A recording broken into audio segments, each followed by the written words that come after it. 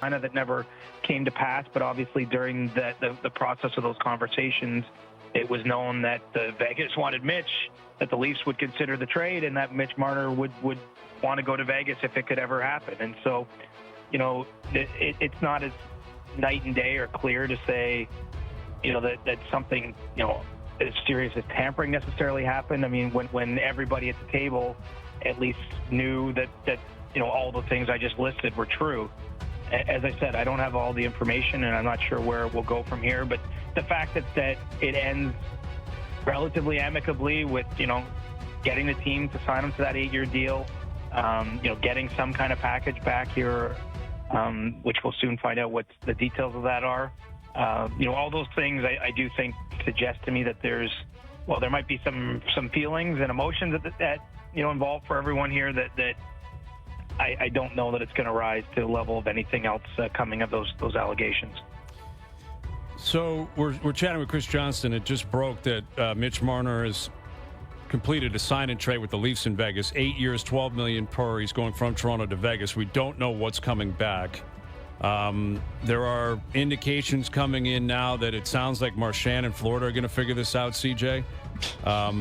So if that happens, let's presume that happens. Brad Marchand returns. Sam Bennett returned. Aaron Ekblad returned to Florida. If you're Brad Treliving, what do you do now? Like, what is possible for him to do with what's plan C? Yeah, what is the next plan? Because, 6 months ago they probably wanted to keep Mitch Marner. 6 minutes ago they were hoping to get Brad Marchand. What does he do now to complete his DNA change? Well, we'll have to see. Is it on the free agent market or the trade market? Because free agency, we are still going to have a show tomorrow. There will be free agency, but we're missing a headliner, right? I would say probably the next best option in free agency might be someone like Nikolai Ehlers, very different type of player than Brad Marchand, but a proven top 6 winger. That has been in the league a long time, and I do think holds some appeal for Toronto. But the problem, of course, is that he holds appeal for other people too. And he's going to have options, and so I certainly don't have enough to say whether what percentage chance the Leafs would have at him, but I would think that he'll at least be someone they're making a call to once he officially hits the market. And beyond that, I do know the Leafs front office has been gearing up for what could be a long summer, that there might be take some time for them to get the roster to a level where they're comfortable with it. I know they're very excited about Matias Maselli, who they traded for today. Not obviously a huge name necessarily at this point, but he did have a pretty big season a couple years ago, and he's still young in his career and has the ability, I think, to be a top 6 winger for this team. And so, the truth is it might take some time. I don't know that we're going to get the answer tomorrow, but the Leafs have got a fair bit of business done here in recent days, and they are still armed with cap space to improve their team, even with Brad Marchand not available for them to bid on, and obviously with Marner, leaving town.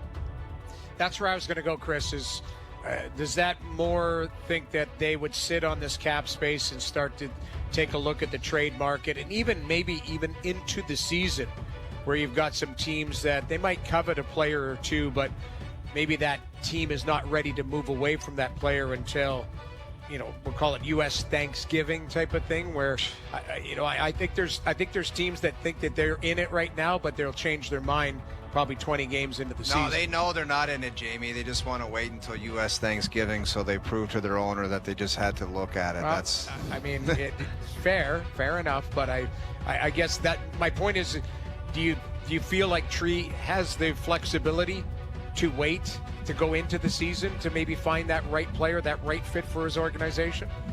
For sure he does. I mean, it really comes down to that. Obviously, they have to be good enough to get to the playoffs. Yeah. And I think knowing what we know of the roster, it's not a crazy thought to think that they will be. And they might not even know who the player is yet. I mean, that's the reality. They don't necessarily have to have the exact answer to this question. I realize it's not comfortable, and it's probably a hard thing to message publicly to a fan base, because you're losing, an absolute bona fide all-star, superstar player in Mitch Marner, and you don't necessarily have the shiny toy to unveil and say, here's his replacement. But, we're moving into a different era, I think, in the NHL. I mean, it's been a pretty crazy few days. I mean, I feel like I've been drinking from a fire hose here. And, we have the cap going up, and I just think there's going to be more player movement than we've had in some of the recent past. And I do believe it's going to continue.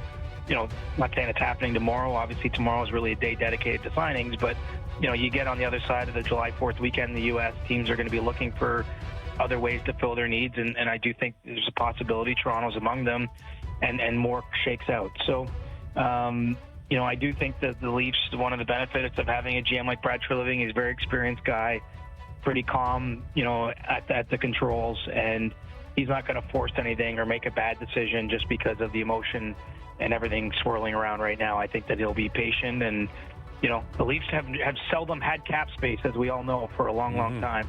They might actually be armed with cap space, which can give them the chance to do some things that maybe they couldn't consider in the past. Yeah. Now, with trades means assets have to go, which is what can complicate things to an extent because, to my knowledge, they've got Easton Cow, and then there's a big gap in terms of like high-end prospects. They don't have first-round picks for the next 2 years. That's where it gets complicated for me, trying to project where the Leafs are going to go because the Florida guys, like if they keep Bennett, they've kept Ekblad. Ekblad felt like it was 4 weeks ago. It was 40 minutes ago he re-signed in Florida. Yeah. And it sounds like Marchand is real close to a long-term deal in Florida as well. So if they keep the three of them and, again, like Marner's gone, like they picked up Michelli today from Utah. You don't have to do everything tomorrow. We know that. But if it's Marner out, Michelli in, and there's not a ton of other big needle movers available via free agency, like that's going to put pressure on Treliving. He's got to do something. Like something's got to change within this team. Yeah, but if you have that mentality, Brian, where it's I have to do something, and if you think there's pressure to do it tomorrow, that's not what I'm saying. I'm not saying tomorrow. I'm saying by game one, like yes, you got to look different than the team that basically lost to Florida minus Mitch Marner, doesn't it? You would think so. Wasn't that what he was saying that has to change? Well, I'll say this.